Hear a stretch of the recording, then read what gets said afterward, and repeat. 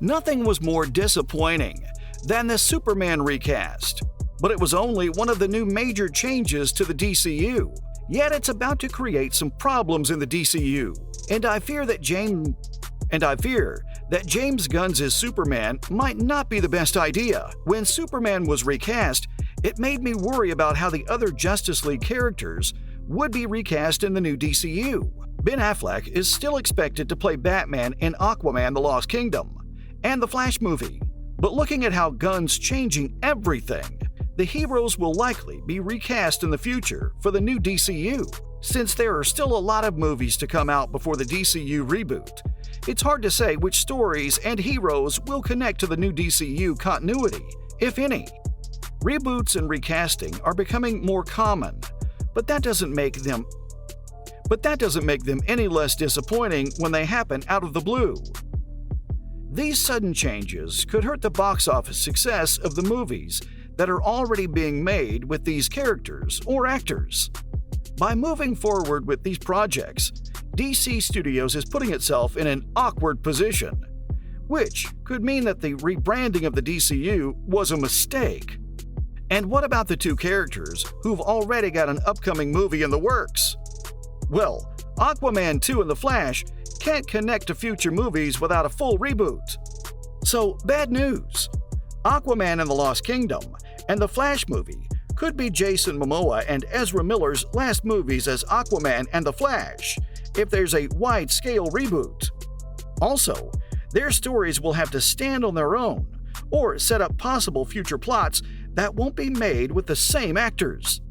The Flash movie reboot could still be used to move into a new DCU, leaving the door open for a DC multiverse, where old DC characters and actors could play those roles again in the future. I still don't know if DC Studios wants to open that door with a Flash reboot trick. If Aquaman and the Lost Kingdom and the Flash movie aren't supposed to be a part of the new DCU, it leaves them in a strange place in terms of setting up the world and world building. It's unlikely that these movies were written with Gunn and Safran's vision in mind, so they'll either have to go through last-minute edits, reshoots, or make do with franchise teases that don't go anywhere. Self-contained stories are good, but only if that's how they were planned from the beginning.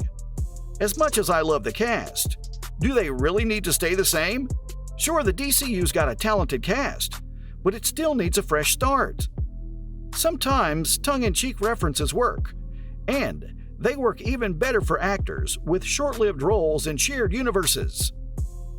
Making Superman younger for the DCU would require a full DCU reboot. Some of the old DCU could be kept in the new DCU.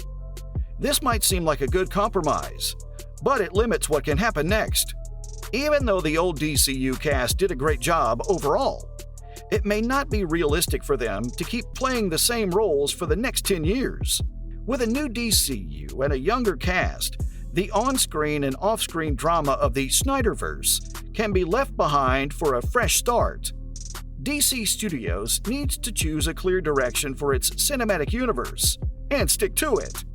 The cast also needs to be in it for the long haul, so a full reboot is a hard but necessary way to bring the franchise back to life. With a younger Superman, the new DCU can start over and rebuild the franchise the way it should have been built from the beginning.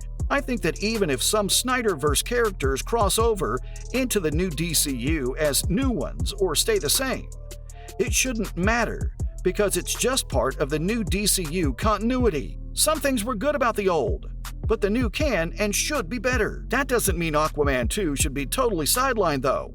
James Wan's canceled DC spinoff could still be set up by Aquaman 2. The movie might not be that important after the reboot, but it can set up James Wan's canceled Aquaman spinoff. Aquaman and the Lost Kingdom was supposed to come out in 2022, but it's been delayed all the way back to December 2023 because of a lot of controversy and problems with the way it's been made. But Aquaman and the Lost Kingdom isn't the first time DC has had trouble making an Aquaman movie.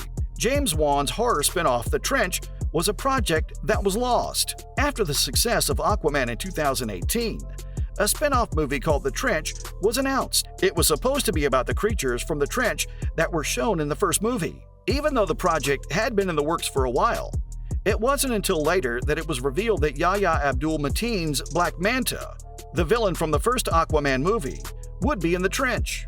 But in April 2021, DC Studios said that the trench would no longer be made. This meant that James Wan's horror movie for DC was put on hold. But if they bring back a certain character in Aquaman 2, it might be possible to make this movie. Why? Because Black Manta is back!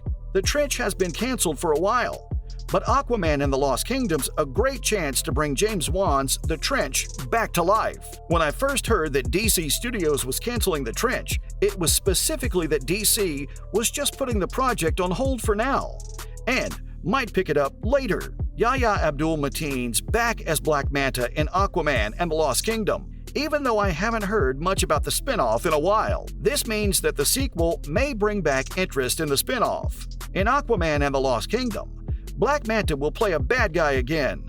This time, he'll go up against Aquaman, who's joined forces with his brother Orm. In the scene after the credits in Aquaman, it's shown that Black Manta's still alive and wants revenge.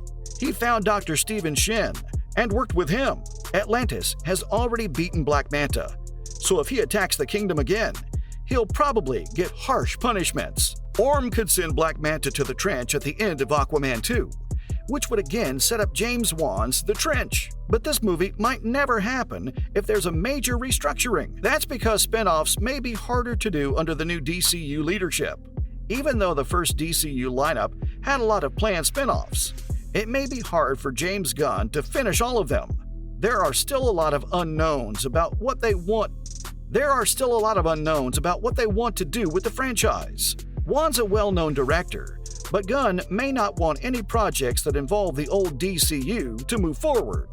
There are rumors that Lobo will replace Jason Momoa in the DCU.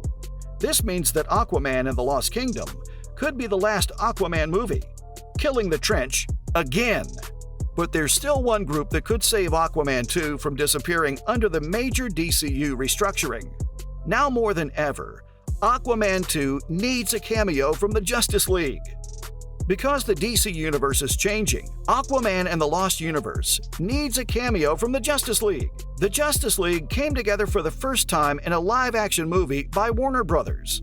Justice League was supposed to be a springboard for the future of DCU, with Batman, Superman, Wonder Woman, Aquaman, Flash, and Cyborg as its main characters. But it looks like James Gunn certainly has his challenges lined up for him after the Superman recast. With that, that's all for the latest DC scoop. See you in the next video.